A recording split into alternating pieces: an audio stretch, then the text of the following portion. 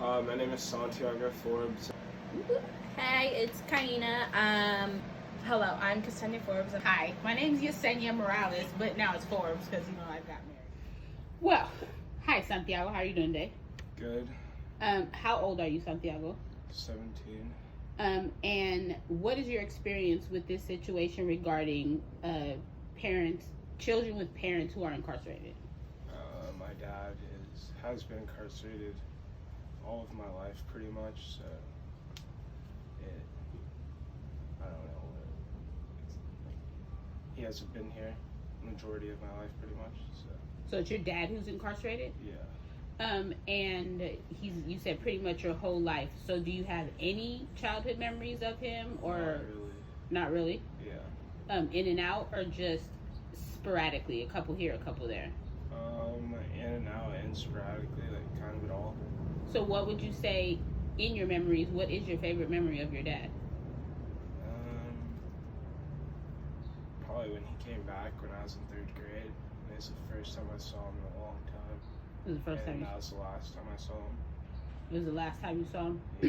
Yeah.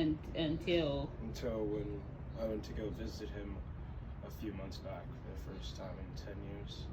So you were 17. So you saw him when you were in the 3rd grade. Yeah. And then you went to go see him again when you were 17. Okay. You already said who. How do you think this affects you?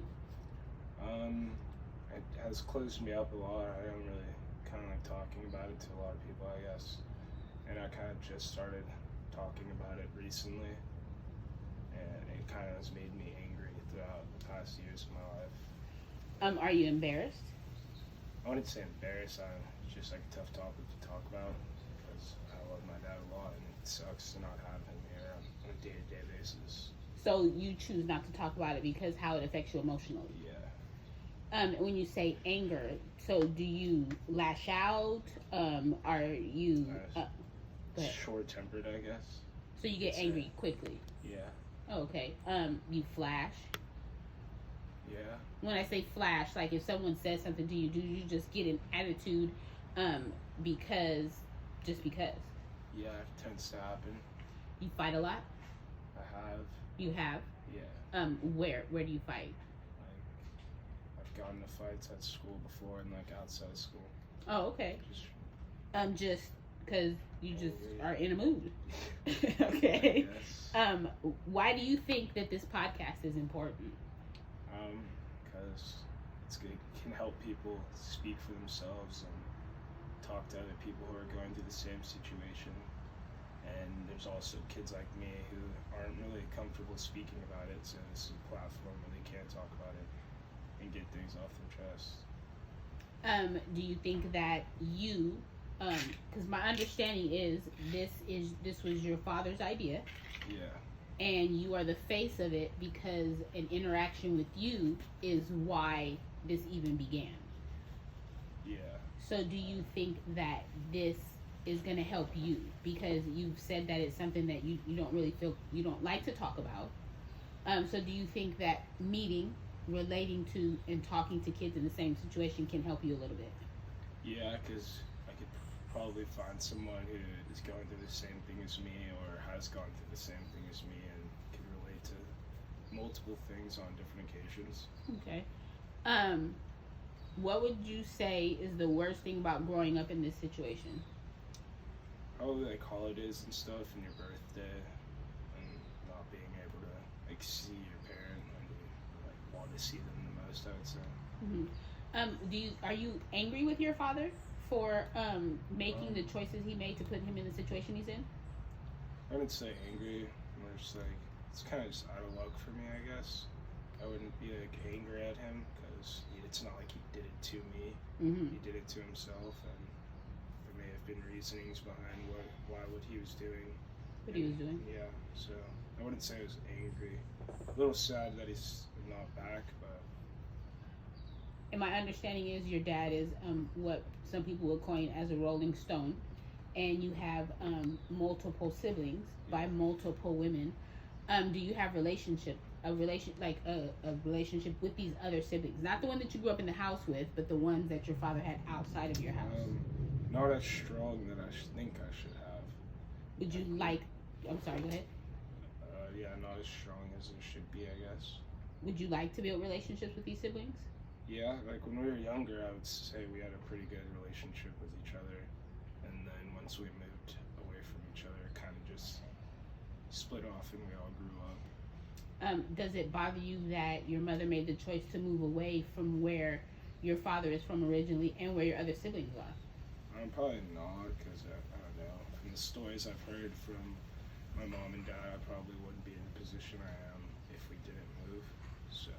So do you think that if we stayed, you would be in a I don't want to say bad position because I don't like to speak negatively, but do you think your situation would be a lot different? Yeah, definitely. Do you think that if we stayed where your father grew up from, that you would have followed in your father's footsteps? Probably, yeah. So I understand that you look a lot like your dad. Do you think that the pressure of looking like your dad, having a similar personality to your dad, would have been what would have been the pressure to push you into being like him?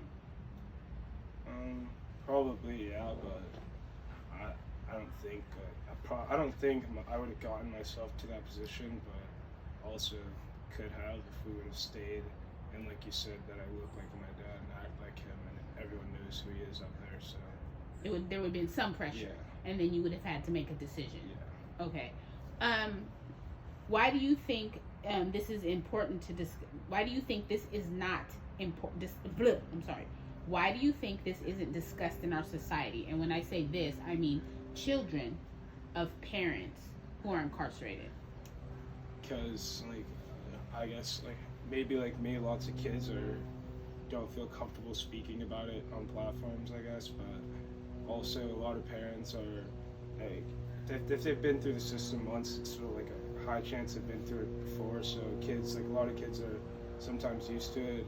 It doesn't really like affect them as other people may see it affected them, so they may not want to bring it up to something or talk about it because it's kind of just how life goes about them. Like, not it's just like me. I wasn't really didn't bother me too much finding out that I wasn't gonna like be spending time with my dad or that he was locked up again, because it's kind of just the same thing all the time. But I don't know, I grew up and started thinking about it and stuff, and it affects me a lot more now. Do you think that it should be, from an adult perspective, I know that they address wives or husbands and all those people who have significant others who are incarcerated, but the topic of children who have to deal with this same thing, it's not discussed. Do you think that this podcast that you're doing with your family is good, because it's gonna bring it to the front and it's gonna allow a platform for children to say, this bothers me, I don't like it?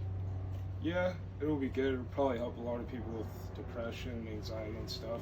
So not gonna always be, it's not always gonna be sitting in the back of their head like, who's gonna find out this about my parent, or when are they gonna ask me something about where's my dad or where's my mom at? Like, they'll just already be out. They're already talking to people who are going through similar things with them, so they won't feel embarrassed or anything like that. Okay. Who do you think that,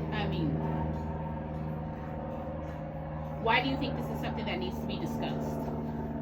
Just so people can get things off their chest and be able to relate to other people and not feel like they're alone in these situations like this. So you think that opening up the platform could give some comfort? People would feel more comfortable about the situation they're in, because it's not just them that's going through it. There's people all over the world going through it. So do you think that this opportunity could help just a lot of people, because they'll see that, hey, I'm not the only one going through this? Yeah. So my understanding is this type of lifestyle where a parent is in prison is not very much talked about, and people more than we know have to deal with it. So do you think that will be a good opportunity for people to talk about it? Yeah, it'll bring a lot more people to the table, I feel like. So that they will be open about it.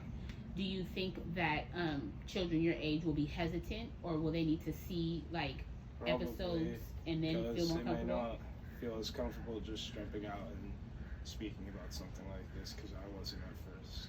So does doing this podcast, is it making it easier for you to talk about it, or is it making you uncomfortable? Easier.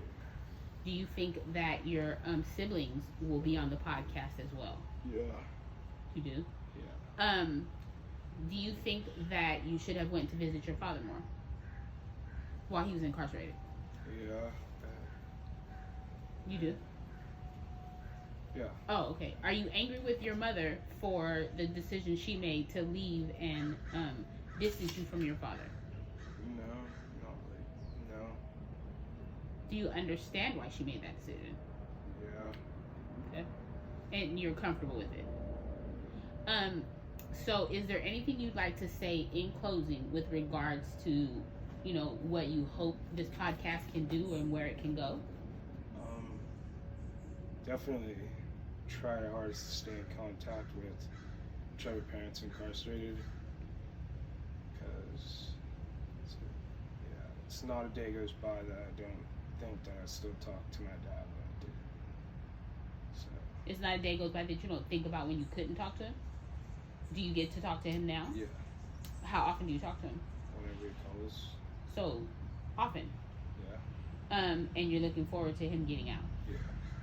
Well, Santiago, it's been a pleasure talking to you, and we look forward to seeing you, and we hope that this podcast is a success. Thank So you. do I. Thank you. Alrighty.